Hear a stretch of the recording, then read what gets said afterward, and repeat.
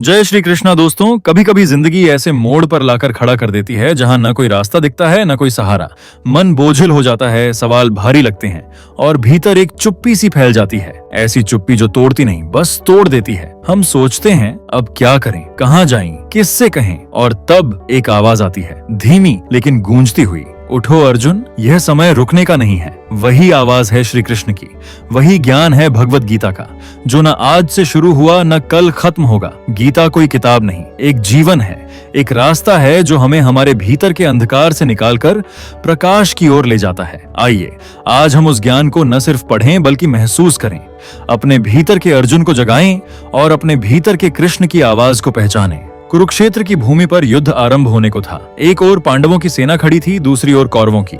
चारों तरफ शंखों की आवाजें गूंज रही थीं। रणभेरी बज चुकी थी, लेकिन उस पल एक योद्धा का मन थम गया, अर्जुन का।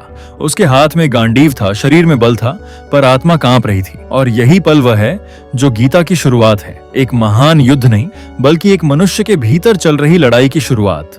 अर्जुन का संकट सिर्फ युद्ध का नहीं था, वह अपने प्रियजनों को देखकर विचलित हो गया था। द्रोणाचार्य, भीष्म पितामह, भाई, रिश्तेदार सब उसके सामने खड़े थे। वह सोचने लगा, क्या मैं अपने ही लोगों से युद्ध करूंगा? क्या विजय इतनी जरूरी है कि इसके लिए अपनों की बलि दी जाए? अर्जुन के इस प्रश्न में हर युग का मानव झलकता है। आज हम भी ऐसे ही द्वंद्व से गुजरते हैं। जब हमें कोई निर्णय लेना होता है, जब हमें अपने मूल्यों और रिश्तों के बीच संतुलन बैठाना होता है, जब भावनाएं हमारे कर्तव्य पर भारी पड़ती हैं, कई बार हम भी अर्जुन की तरह अपने हथियार नीचे रख देते हैं। असमर्थ, उलझे हुए और भ्रमित। उस क्षण में श्री कृष्ण सिर्फ एक सारथी नहीं, एक मार्गदर्शक बनकर सामने आते हैं। वे अर्जुन से कहते हैं, हे पार्थ, तू जिस युद्ध से भाग रहा है वह केवल तीर तलवार का युद्ध नहीं है, यह तेरे भीतर के अंधकार से उजाले की ओर जाने का अवसर है। आज भी हमारे जीवन में हर दिन कोई न कोई कुरुक्षेत्र होता है। वह ऑफिस में लिया गया कोई कठिन निर्णय हो सकता है, परिवार की किसी जिम्मेदारी का बोझ, या फिर अपने ही भीतर की असुरक्षा और डर। हर बार जब हम सोचते हैं कि हम थक गए हैं, तब एक आवाज हमें पुकारती है, उठो अर्जुन, यह समय रुकने का नहीं है। श्री कृष्ण उस क्षण में हमारे भीतर के साहस की पहचान कराते हैं। वे हमें बताते हैं कि यह जीवन एक यात्रा है जिसमें संकट आएंगे, मोह घेरेंगे, पर रुकना विकल्प नहीं है। अर्जुन का मोह, उसका डर और फिर उसकी मुक्ति, यह कहानी हर मनुष्य की है। गीता की शुरुआत इसी गहरे मानवीय भाव से होती है, जहां एक योद्धा के हाथ कांपते हैं पर अंततः उसे उसकी चेतना झकझोरती है। मानव जीवन में संकट आना स्वाभाविक है, लेकिन उनसे भागने की बजाय हमें सत्य को जानकर, अपने धर्म को पहचानकर आगे बढ़ना होता है। यही अर्जुन की शुरुआत थी और यही हमारी भी। जब अर्जुन ने अपने हाथ से धनुष गिरा दिया, तब श्री कृष्ण ने कोई क्रोध नहीं किया। उन्होंने न तो उसे कायर कहा, न ही युद्ध के लिए मजबूर किया, बल्कि उन्होंने एक सवाल उठाया, हे अर्जुन, तू किस लिए शोक कर रहा है? जिनके लिए तू दुखी हो रहा है वे कभी नष्ट नहीं होते, न तू नष्ट हुआ है न वे होंगे। यही वह क्षण था जब गीता के सबसे गहरे रहस्य की शुरुआत हुई, आत्मा का ज्ञान। श्री कृष्ण ने अर्जुन को बताया कि हम शरीर नहीं है, यह देह तो नश्वर है, पर जो इसके भीतर है, आत्मा, वह अमर है, अविनाशी है। जैसे मनुष्य पुराने वस्त्र उतार कर नए पहनता है, वैसे ही आत्मा एक शरीर छोड़कर दूसरा धारण कर लेती है। मृत्यु केवल शरीर की होती है, आत्मा की नहीं। यह सुनकर अर्जुन चकित था, और आज हम भी हैं, क्योंकि हम सभी जीवन में कभी न कभी इस प्रश्न से जूझते हैं, मैं कौन हूँ? क्या मैं केवल यह शरीर हूँ? ये नाम, पहचान, रिश्ते, पद, क्या यही मेरा सत्य है? जब कोई हमें खो देता है, माता पिता, मित्र या कोई प्रियजन, तब दिल टूटता है और हम शोक में डूब जाते हैं। पर गीता कहती है, मृत्यु अंत नहीं है, आत्मा का कोई आरंभ नहीं, कोई अंत नहीं, वह अजन्मा है, अविनाशी है। इस ज्ञान से श्री कृष्ण अर्जुन को केवल शांति नहीं दे रहे थे, बल्कि उसे उसकी शक्ति का स्मरण करा रहे थे। वे कह रहे थे, तू डर रहा है शरीर के नाश से, पर तू स्वयं आत्मा है, न तुझे कोई मार सकता है न तू मर सकता है। सोचिए, अगर हम इस बात को सच में मान लें तो हमारा जीवन कितना बदल जाएगा। हमें न किसी से डर रहेगा, न किसी खोने का शोक। हम अपने कर्तव्यों को निर्भय होकर निभा पाएंगे। हम समझ पाएंगे कि जीवन एक यात्रा है जिसमें केवल शरीर बदलते हैं, आत्मा का मार्ग जारी रहता है। श्री कृष्ण का यह उपदेश केवल अर्जुन के लिए नहीं था, यह हमारे लिए था। जब हम असमंजस में होते हैं, जब हमें जीवन से निराशा होती है, जब हमें लगता है कि सब कुछ खत्म हो गया है, तब यही आत्मज्ञान हमें खड़ा करता है। श्री कृष्ण कहते हैं, जिसे न शस्त्र काट सकते हैं, न अग्नि जला सकती है, न जल भिगो सकता है, न वायु सुखा सकती है, वह आत्मा तू स्वयं है। यह आत्मा की पहचान दिलाता है, यह एहसास कराता है कि हम केवल हड्डी मांस का शरीर नहीं बल्कि ईश्वर की चेतना का अंश हैं। और जब यह समझ आ जाए तो संसार के सारे भय छोटे लगने लगते हैं। अर्जुन अभी भी द्वंद्व में था, लेकिन अब श्री कृष्ण ने उसे जीवन का सबसे व्यावहारिक और गहन सिद्धांत बताया, कर्म योग। यह वह ज्ञान है जो केवल युद्ध की रणभूमि के लिए नहीं था, बल्कि जीवन की हर स्थिति में उतना ही लागू होता है। श्री कृष्ण ने कहा, कर्म किए जा, फल की इच्छा मत कर। यह वाक्य शायद सुनने में बहुत साधारण लगे, लेकिन इसका अर्थ गहराई से समझो। जीवन में हमारा अधिकार केवल कर्म पर है, फल पर नहीं। हम जो करते हैं वह हमारा धर्म है, लेकिन उसका परिणाम क्या होगा ये ईश्वर के हाथ में है। आज के समय में यही तो सबसे बड़ी उलझन है। हम मेहनत तो करते हैं, लेकिन हमेशा ये सोचते हैं कि उसका फल कब मिलेगा। अगर सफलता नहीं मिली तो हम दुखी हो जाते हैं, हताश हो जाते हैं। कभी कभी तो हम ये भी सोच लेते हैं कि मेहनत का कोई मतलब ही नहीं। लेकिन श्री कृष्ण कहते हैं, अगर तुम फल पर ही टिके रहोगे तो तुम्हारा मन कभी शांत नहीं होगा, क्योंकि फल तो समय, परिस्थिति और भाग्य पर निर्भर करता है, लेकिन कर्म वह तुम्हारे हाथ में है। अगर तुम ईमानदारी से, समर्पण से कर्म करते हो तो तुम पहले से ही विजयी हो। श्री कृष्ण का कर्म योग केवल काम करने की बात नहीं करता, ये कहता है कि काम को पूजा समझकर करो। अपने कर्म में ईश्वर को देखो। जब हम ऐसा करते हैं तब हमारा हर कार्य पूजा बन जाता है, फिर चाहे वह खेत जोतना हो, बच्चों को पढ़ाना हो या किसी बीमार की सेवा करना। कर्म योग हमें निष्क्रिय नहीं बल्कि अति सक्रिय बनाता है, लेकिन निस्वार्थ, न स्वयं के लाभ के लिए न किसी लोभ के लिए, बल्कि सिर्फ इसीलिए कि यह हमारा धर्म है। जैसे सूर्य हर दिन बिना थके उजाला करता है, नदी बिना रुके बहती है, वैसे ही मनुष्य का स्वभाव कर्म करना है।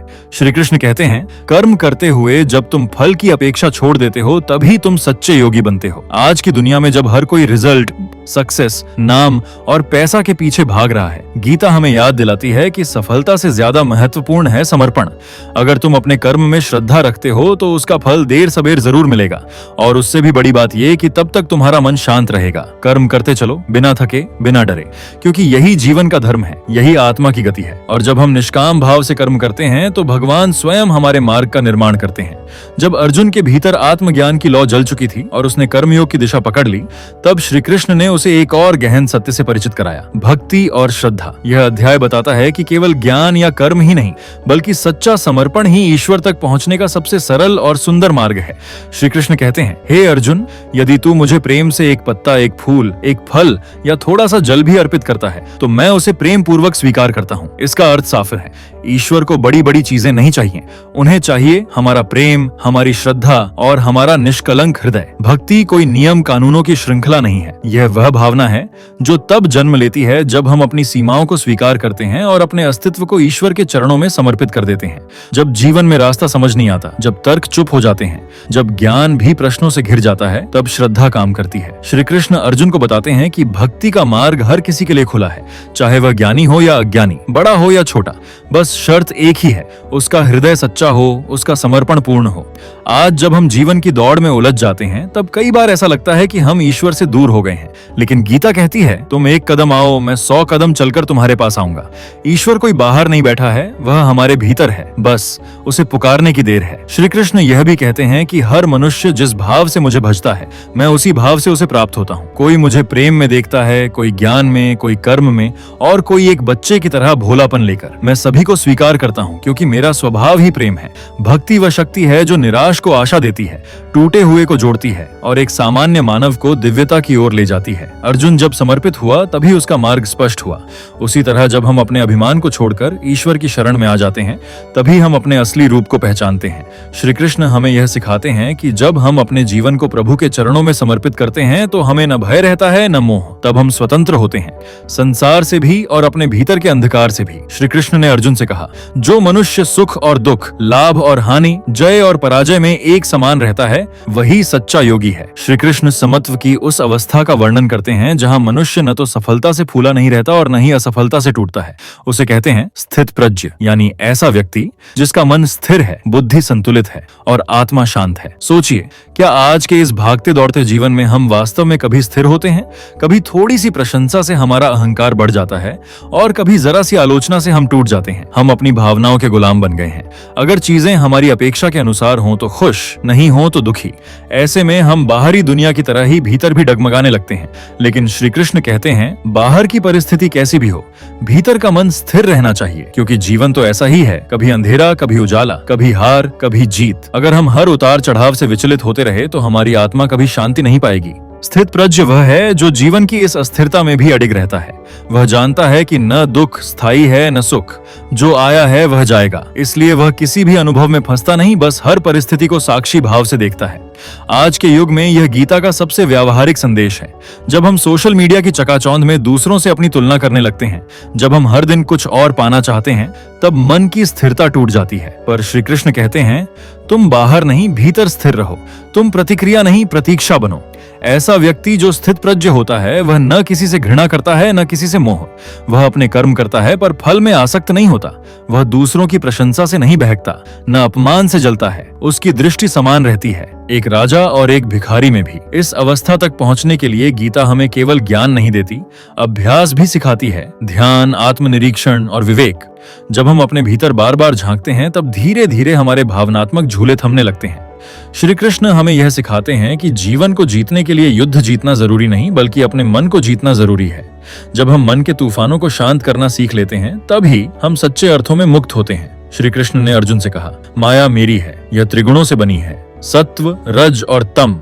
यह इतनी शक्तिशाली है कि इसे केवल वही पार कर सकता है जो मेरी शरण में आता है। यह सुनकर अर्जुन चुप हो गया, क्योंकि वह जानता था कि केवल युद्ध ही नहीं, उसके भीतर एक और लड़ाई चल रही थी, मोह की। यह मोह किसी के अपने होने का, किसी पद, रिश्ते या सफलता का। और यही तो हर मानव की सबसे बड़ी उलझन है। हम में से हर कोई किसी न किसी रूप में माया में उलझा हुआ है।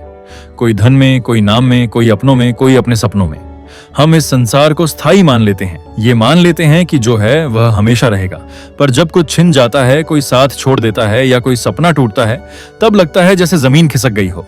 श्री कृष्ण यही समझाते हैं कि यह संसार परिवर्तनशील है। जो आज है वह कल नहीं रहेगा, लेकिन जो वास्तव में है वह आत्मा है और ईश्वर का सत्य है।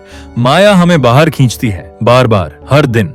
वह कहती है थोड़ा और पालो, फिर सुकून मिलेगा। लेकिन जब हम पा लेते हैं, तब भी संतोष नहीं आता, क्योंकि मोह की यह प्यास कभी बुझती नहीं, यह बस रूप बदलती रहती है। श्री कृष्ण कहते हैं, जो मेरी शरण में आता है वही इस मोह को पार कर सकता है।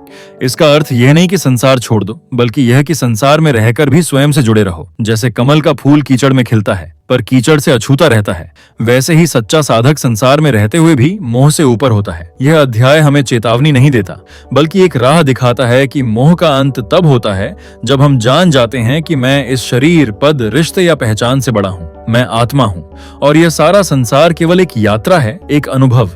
जब यह समझ आ जाती है, तब माया हमारा मार्ग रोकती नहीं, बल्कि हमारे आगे झुक जाती है।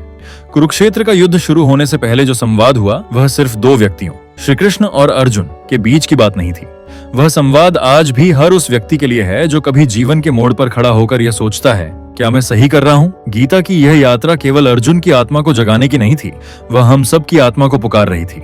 और यही इसका संपूर्ण सार है। अर्जुन का धनुष कांप रहा था, लेकिन श्री कृष्ण ने उसे केवल हथियार उठाने की बात नहीं कही। उन्होंने उसके मन के अंधकार को दूर किया, उसकी दृष्टि को भीतर की ओर मोड़ा। उन्होंने उसे याद दिलाया कि वह कौन है। सिर्फ एक योद्धा नहीं, बल्कि एक आत्मा है, जिसका धर्म है, जिसका कर्तव्य है और जिसकी यात्रा है। आज हम सब अर्जुन हैं।